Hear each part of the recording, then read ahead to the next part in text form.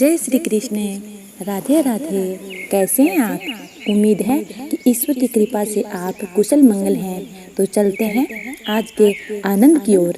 भगवान श्री राम के रहते हुए भी देवी सीता ने अपने ससुर का गया में श्राद्ध किया था। ऐसी क्या वजह थी कि देवी को अपने पति भगवान श्री राम के होते हुए भी अपने ससुर का पिंडदान करना पड़ा था? चलिए जानें। वाल्मीकि रामायण में जिक्र है कि सीता ने राजा दशरथ का पिंडदान किया था और राजा दशरथ की आत्मा को मोक्ष मिला था। वनवास के दौरान भगवान राम, लक्ष्मण और सीता पितृपक्ष के दौरान श्राद्ध करने के लिए गया धाम पहुँचे। वहाँ श्राद्ध कर्म के लिए आवश्यक सामग्री जुटाने के लिए श्री राम और लक्ष्मण नगर की ओर चले गए थे। तभी सीता जी ने राजा दशरथ जी का पिंडदान गया जी में किया था। स्थल पुराण की एक पौराणिक कहानी के मुताबिक राजा दशरथ जी के स्वर्गवास के बाद भरत और शत्रुघ्न ने अंतिम संस्कार की हर विधि को पूरा किया था, लेकिन राजा दशरथ जी को सबसे ज्यादा प्यार अपने बड़े बेटे राम से था। इसलिए अंतिम संस्कार के बाद उनकी चिता की बची हुई राख उड़ते उड़ते गया में नदी के पास पहुंची। उस वक्त राम और लक्ष्मण वहां मौजूद नहीं थे और सीता नदी के किनारे बैठी हुई विचार कर रही थी।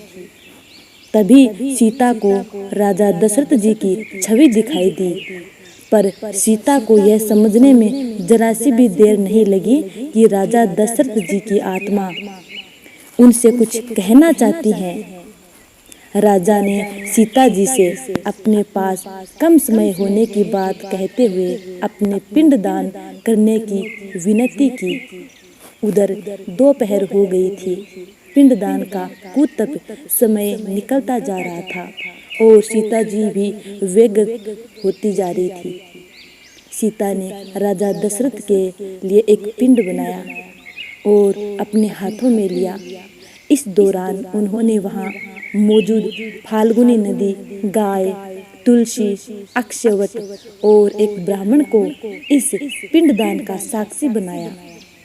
पिंडदान करने के बाद जैसे ही श्री राम और लक्ष्मण सीता के करीब आए, तब सीता जी ने उन्हें ये सारी बात बताई, लेकिन राम को सीता जी की बातों पर यकीन नहीं हुआ।